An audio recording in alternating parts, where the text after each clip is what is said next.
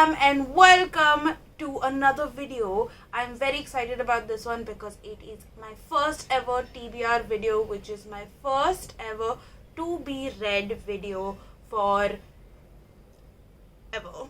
And I am more excited about this because it is my first video for the Asian Readathon. So Asian Readathon is an initiative started by Read with Cindy, who is one of my favorite ever booktubers. She's really smart and funny and just is really cool. She started this initiative to kind of basically encourage people to read books with Asian representation, so be it an Asian author or books that have Asian characters in it, because we're cool people and we should read more about us. So yeah, so that's the idea. She has put up a bunch of prompts which you can see here, but for this TBR I will not be going according to prompts but according to geographies, because for me I just want to read more books from more countries. So I thought that I would talk to you about books from various countries, and I have, I think, about 14 Asian countries that I'm going to talk to you about. I think, I'm not too sure. And I will put down the time in which you can go to that country when I start talking about it. So for example, I will tell you the time below in terms of when I'm going to talk about Indonesian books or Malaysian books, or you'll know. Alright, cool. Let's begin! I want to start off with Japan because I have read many a Japanese book, but there is one author from Japan that everyone speaks of, and I have not liked any of his books, but I have 3 of them, and that is Haruki Murakami. I read one book of his which is called Sleeping Willow, Blind Tree, something, I don't really know, and I was like, I didn't like it so much. It was a short story collection and I didn't like it, but I have 3 books by him here, and I want you to help me choose what I should read out of these 3, because I'm not going to read all 3, but you can help me choose the one.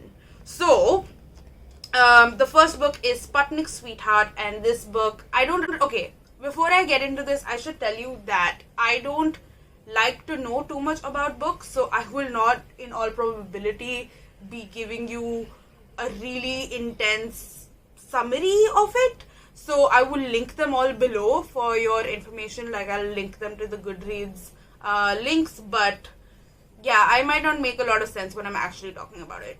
Back to Murakami. The reason why I want to read Murakami is because he's supposed to be this really weird, surrealist type of author, and I am a weird person, so I was like, I should probably like his books, but apparently I don't. So Sputnik Sweetheart is the first one. This is a book about a what is the word? I forgot.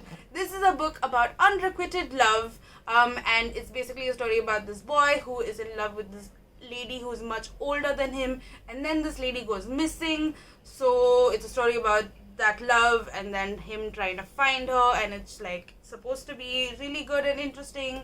So yeah, I'm intrigued. The second book is Kafka on the Shore. Kafka on the Shore. Again, I don't really know what the book is about, but I know that there is a character who has left his house at the age of 15. He has gone to a beach somewhere where a cat can talk to a fish and a fish can talk to a cat, and it's just like confusing and weird, and I don't want to know more about it, but I've heard really good things about it, so I don't know if I should read this one as well. And then the third one is Norwegian Wood, which is about a boy who is looking back at his college years and his first few loves, and like talking about his sexual experiences, etc. And it's supposed to be really well written and just like supremely nostalgic, and yeah, that's basically what it is. So please just comment down below and let me know which books I should read. I will also put a poll here somewhere, which you can just answer and tell me which out of these 3 I should read, which is Norwegian Wood, Kafka on the Shore, and Sputnik Sweetheart.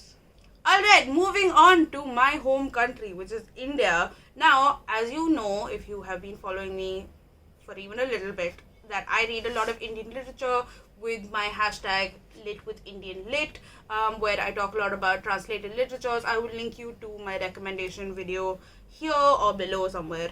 But one book which I really want to read, which has been on my bookshelf for like 400,000 years, and I've heard a lot about, is Midnight Children by Salman Rushdie. It is a book, this magical realism, and is like fantastical. And Salman Rushdie, of course, is known to be amazing. So I really want to read this book. It's about set in the time of partition, where in 1947 on 15th August, as soon as the clock struck midnight, India won its independence and Pakistan became a new nation. And hence, at that point of time, at 12, from the period of 12 to 1, there were all the children that were born during that time got magical powers. So the main character of this book, called Salim Sinai, has the power of like, what is the thing where you can telepathy. So he has telepathy, so he tries to find other children like him as well now that he's grown, and that's his whole journey and conquest. And I think that's really interesting. It's about 700 pages ish, but I should read it. I'm really excited about it. So there's that. Next, we have Pakistan. So for Pakistan, I again have 3 books because there are a lot of Pakistani books that I really want to read. The first one is a memoir of Sara Soleri called Meatless Days. This is again about post-colonization in Pakistan and what it was in the newly formed Pakistan, and apparently it's really well written and just like an amazing read. So I'm really looking forward to reading it. And there's an introduction by Kamila Shamsi, which comes to my next book, which is a book by Kamila Shamsi, and that is called Burnt Shadows. Now, Burnt Shadows sounds really interesting because it has actually 4 Asian countries in it. The story is about this Japanese girl in 1945. She's just leaving Japan after the whole Nagasaki incident, and she came to India, where she is supposed to get married to a man who is there. And then, of course, in 1947 the whole partition happens and the creation of Pakistan, and we get to see all of that from her eyes. There is also, at the same point of time, something to do with Afghanistan and 9/11, which I'm not too sure about because but apparently it's really nice and I really want to read it. So there's that. And then there is the third book from Pakistan, which is The Golden Legend by Nadeem Aslam, which again I've heard really good things about. It's about, I don't really know too much about this one, but it's about this man who gets shot in the middle of a street in Pakistan, and his wife, who's an architect, has a lot of secrets, so they're trying to uncover those secrets, and it's just like apparently a really thrilling but well written time. So there we go, Pakistan done. Alright, which books of these 3 Pakistani books should I read? Cool. Next we're on to Sri Lanka. Sri Lanka, the first book is The English Patient by Michael Ondaatje. Michael Ondaatje is Dutch Sri Lankan, and he's written this book, which is a Booker winner. The book is about World War II, where due to various circumstances, 4 people who are at the opposing sides of the war come together and are in this cottage of sorts, where they have to kind of like help each other out, and basically their lives are like intertwined somehow, and we get to know about that, and it's apparently super well written, so I really want to read it. So The English Patient. But I have another option of Sri Lanka, and that is The Inhuman Race. Now this book sounds really cool because it is a dystopian world, and it is 2033, and it says, what if the Commonwealth never collapsed? So what if the British still ruled over its colonies? And it's set in Sri Lanka. So there's this girl who cannot speak, so she uses pre-recorded radio messages to convey what she's trying to say. So it's kind of like Bumblebee from the Transformers, and it gave me a lot of like Hunger Game vibes. So I was like, interesting. So it sounds really cool as well, and I might want to check this out. So I don't know which one of these 2 again. Now we move to other countries in the Indian subcontinent, and one is Bangladesh. So Bangladesh, the one book which I found from there is I Remember Abu, and that is by Humayun Asad, and it is about it's set in 1971 when Bangladesh was fighting for its independence from Pakistan, and it is told through the eyes of a daughter who is reading the journals of her father, who's like a philosopher and a professor, and it tells through those things we get to know her perspective of his perspective of what the world should be, and it's about their bond, and I just think that's so cute, and I really want to read it. So I heard of it and I was like, done, I'm sold, I really want to read this book, so I'm excited about that one.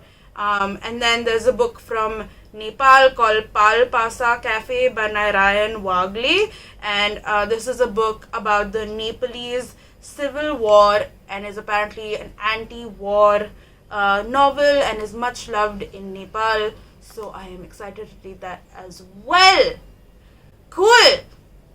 Moving on, we have more.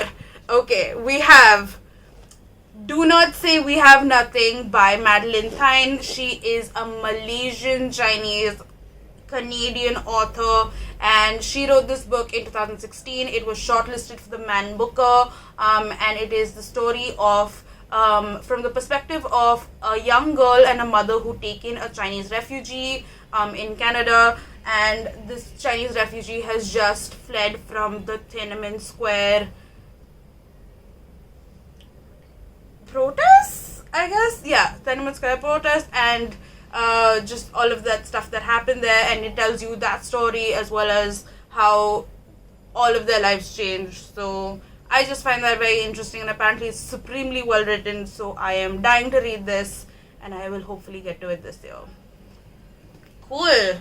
And while talking about Malaysia, I found this book while I was researching about this book called $1 Billion Whale by Tom Wright and Bradley Hope, which is about the 1MDB scandal. So a Malaysian man called Joe Hoon, who was in charge of the 1MDB trust, essentially had one of the biggest financial heists. So he took part and was the creator of this financial heist of $4.5 billion.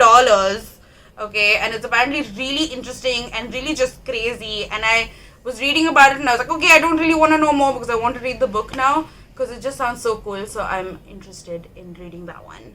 And then we have, okay, another book, and this is Indonesian book called Man Tiger by Eka Kurniawan, and this is apparently really brilliantly written. It is about a story where a man is in a tiger's body, or tigers in a man's body, but apparently I don't really know too much about it, but I know that it's supposed to be very well written and it's just a beautiful, beautiful read. So I'm excited to read this one because I also really love Indonesia as a country. Yay!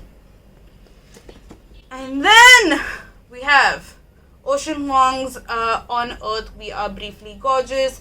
Ocean Vuong is a Vietnamese American poet, and his book, this is his first novel, is apparently very poetic, very lyrical, and just very well written, and was deeply praised by a lot of people, so I bought it, and then I was like, I didn't read it, so now I want to read it, so I will probably read it this month. I'm excited, but yes. And now we're down to the last two. So, the last two books are Pachinko by Minjin Lee. Now this book is historical fiction book set in Korea, actually set from a Korean author set in Japan. It's a story about this girl who falls in love with this really rich man who then gets impregnated by him, and then she finds out that he is actually married. So she doesn't want to marry him or like do anything with him, so she runs off with a pastor who is then moving to Japan. So then apparently, and I will read this out, what continues is a dramatic saga that will echo down through the generations. And whoever has read this book has really loved it, so I think I'm definitely going to check it out.